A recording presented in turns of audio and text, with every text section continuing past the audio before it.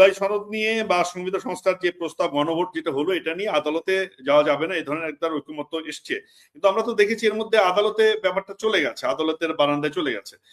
নাভিদ নওরোজ শাহ যে গণভোট নিয়ে এটা বৈধ কিনা অবৈধ এটা নিয়ে আদালত প্রাঙ্গণে এখন চলে গেছে, বিষয়টা রিট হয়েছে। তো এটার ক্ষেত্রে আপনারা কি এরকম আশঙ্কা করছেন যে আসলে এই সরকার পুরো জুলাই সনদ বা জুলাই যে গণভোটের যে প্রসঙ্গগুলো সবগুলো কি নাকচ করে দিতে পারে, বা এরকম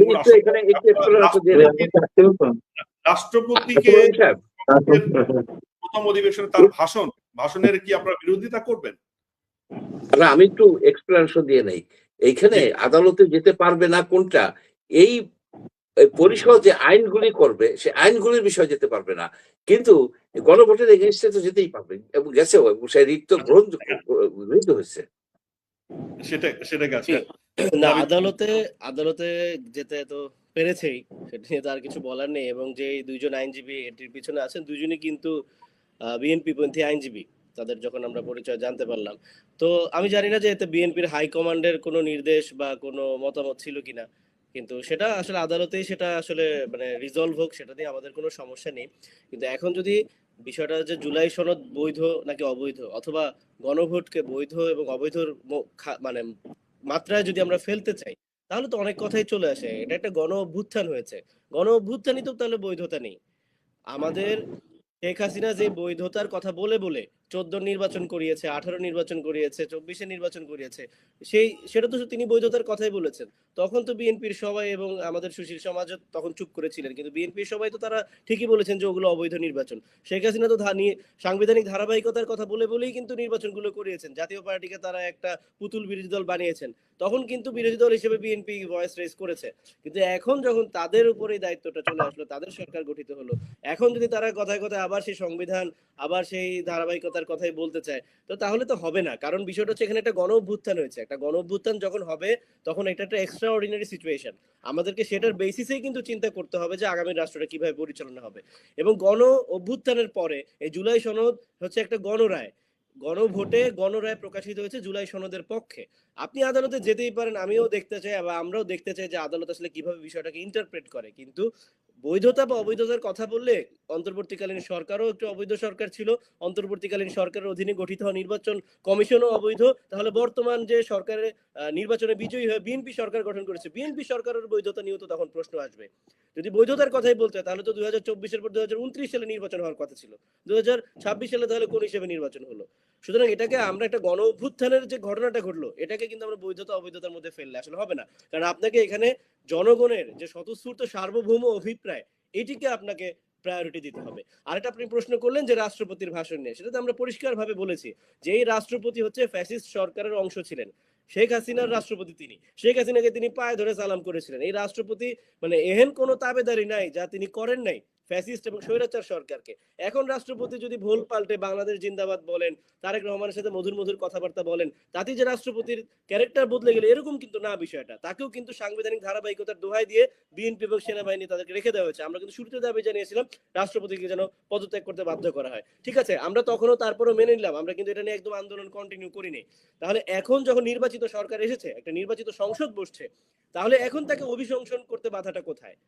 এই রাষ্ট্রপতি শেখ হাসিনার বসানো ফ্যাসিস্ট রাষ্ট্রপতি, যিনি জুলাই গণ অভ্যুত্থানের সময় এই যে মানুষ মারা হলো, এত এত ছাত্র হত্যা হলো, তিনি কিন্তু কোনো প্রতিবাদ করেন নাই। রাষ্ট্রপতি জায়গা থেকে তার প্রতিবাদ তো করতে পারতেন, তিনি যদি একটি বিবেকবান মানুষ হতেন। তিনি না, একদমই সেই বিবেকবান মানুষটি নয়। তাহলে তার সকল সহযোদ্ধারা এখন ভারতে পলায়ন করেছে, বিভিন্ন জায়গায় গা ঢাকা দিয়ে বসে আছে, আর তিনি সসম্মানে রাষ্ট্রের সর্বোচ্চ পদে বসে আছেন। এটা তো কোনো যুক্তিসঙ্গত বিষয় হতে পারে না। সেজন্য আমরা বলেছি যে প্রথম অধিবেশনেই তাকে অবশ্যই অভিশংসন করতে হবে। কারণ তাকে যদি সসম্মানে বিদায় দেওয়া হয়, এটি কিন্তু কোনো ভালো এক্সাম্পল ক্রিয়েট করে যাবে না। গণ অভ্যুত্থানে এতগুলো মানুষের রক্তের বিনিময়ে আমরা যেটা নতুন গণতান্ত্রিক সরকার পেয়েছি, তারা কিন্তু একটি ভালো এক্সাম্পল রেখে যাবেন না। এটি কিন্তু বিএনপির প্রতি আমাদের একদম স্পষ্ট বার্তা। জি, ধন্যবাদ। আমি ভাই এই প্রশ্নটি নিয়ে আসতে চাই যে রাষ্ট্রপতিকে প্রথম সংসদ অধিবেশনে অভিশংসন করা যেতে পারে, অভিশংসনের বাধা কোথায়? কারণ এই রাষ্ট্রপতি তো ফ্যাসিস্ট নির্ধারিত রাষ্ট্রপতি আওয়ামী লীগের আমলে। বিএনপি এখন রাষ্ট্রপতি একভাবে বাংলাদেশ জিন্দাবাদ স্লোগান দিয়ে বিএনপির মন জোগানোর চেষ্টা করছে। বিএনপি কি এই রাষ্ট্রপতিকে রেখে দেবেন? আমি আপনাকে যদি প্রশ্ন করি যে ফ্যাসিস্ট সরকারের নির্বাচিত রাষ্ট্রপতি তার অধীনেই তো তার নিকটিত শপথ নিয়েছিল বিগত তত্ত্বাবধায়ক সরকার প্রধান ডক্টর ইউনূস স্যার সহ সবাই।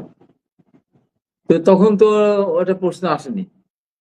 এই রাষ্ট্রপতি যখন বাংলাদেশ সবচেয়ে ক্রাইসিস মুহূর্ত, বাংলাদেশের ক্রাইসিস মুহূর্ত আমার মতে তিনবার এসেছে।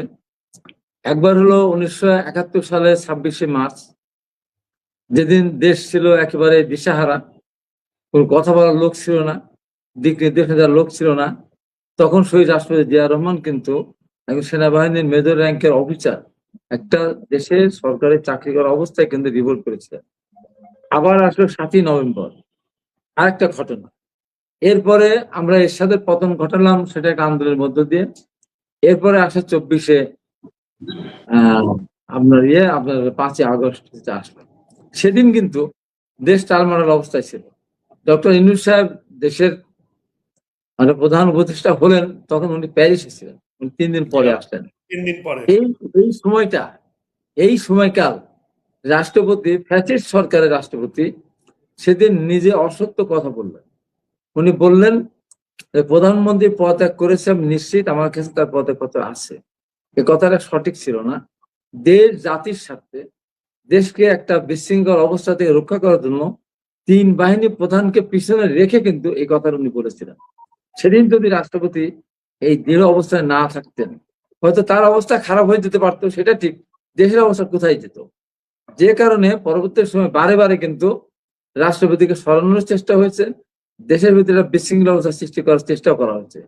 তখন কিন্তু বিএনপি যেহেতু একটা দায়িত্বশীল দল, নির্বাচনের মধ্য দিয়ে তা প্রমাণ হয়েছে, এত প্রোপাগান্ডা বিএনপির বিরুদ্ধে, তারপরেও কিন্তু বিএনপি মেজরিটি পেয়েছে।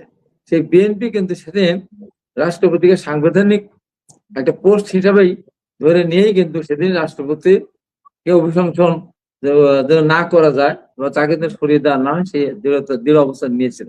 এখন বিএনপি মেজরিটি পেয়েছে, বিএনপি ইচ্ছা করলেই রাষ্ট্রপতি সরিয়ে দিতে পারে।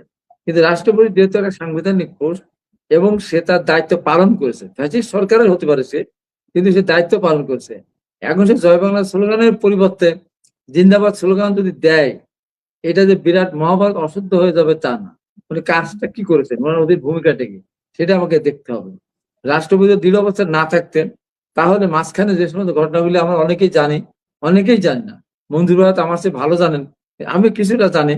মাঝখানে এমন অবস্থা সৃষ্টি হয়েছিল, দেশটা কিন্তু বিশৃঙ্খল অবস্থার দিকে যাওয়ার মতো অবস্থা চলে গিয়েছিল।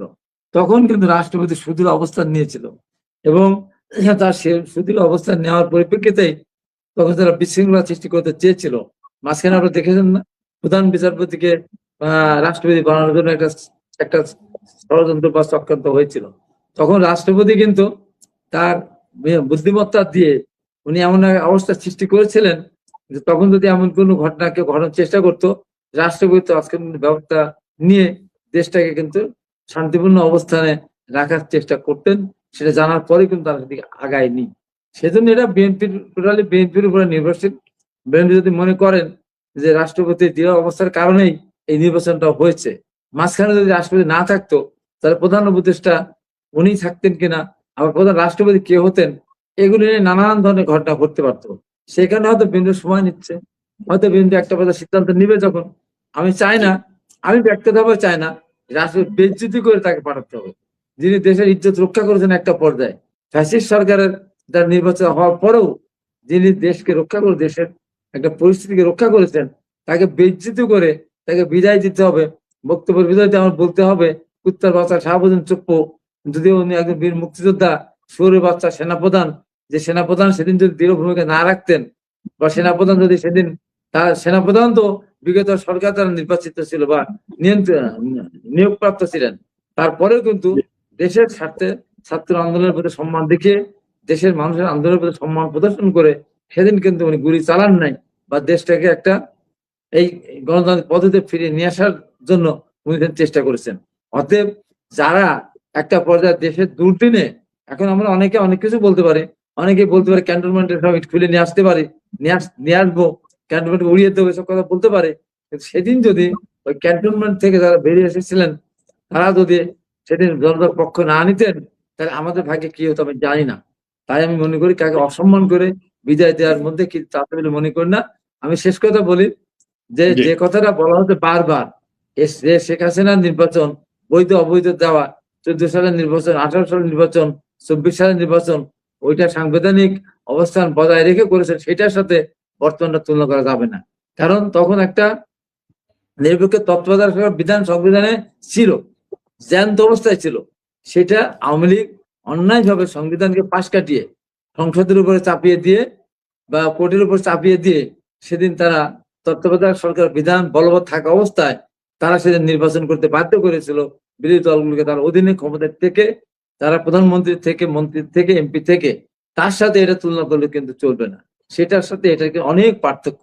তাই আমি মনে করি যে এই জুলাই সনদের প্রতি আমাদের সম্মান প্রদর্শন করেই আমরা বলতে চাই যে বিএনপি অবশ্যই দেশের মানুষের স্বার্থ রক্ষার জন্য যা যা করবে তাই তাই করবে। জুলাই যোদ্ধাদের প্রতি সম্মান প্রদর্শনের জন্য যেটা কথা সেটাই করবে।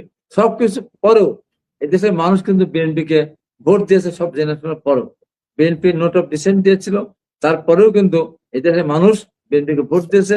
আবারও বলবো, বিএনপির বিশ্বাসঘাতক বেঈমান মির্জাপুররা যদি বিএনপি না করতো তাহলে আরো ব্যাপকভাবে এদেশের মানুষ বিএনপিকে ভোট দিয়েই প্রমাণ করতো যে না, বিএনপির প্রতি দেশের আস্থা আছে। বিএনপিকে যতই চাঁদাবাজ, দুর্নীতিবাজ বলা হোক না কেন, মানুষ বিশ্বাস করে। জি, ধন্যবাদ। কিন্তু বিএনপির এই যে বিশ্বাসঘাতক যে অন্তর্ঘাতমূলক যে তৎপরতা চালালো আপনাদের নির্বাচনে পরাজয় কারণ হয়ে দাঁড়ালো, তাদের বিরুদ্ধে সাংগঠনিক কোনো ব্যবস্থা সামনের দিনে নেওয়া হবে কিনা? মানে সব তো বহিষ্কার হয়েছে, সব বহিষ্কার হয়েছে, আর বহিষ্কার হবে, সব বহিষ্কার হয়েছে। এরা আর কোনদিন বিএনপি ফিরে আসতে পারে দরকারও নাই। তো এই বিশ্বাসঘাতক বাদে এমপি হয়ে আসবে, তাকেও নেওয়ার দরকার নেই। তা বাদেই তো আমাদের টোটাল মেজরিটি আমরা পেয়েছি।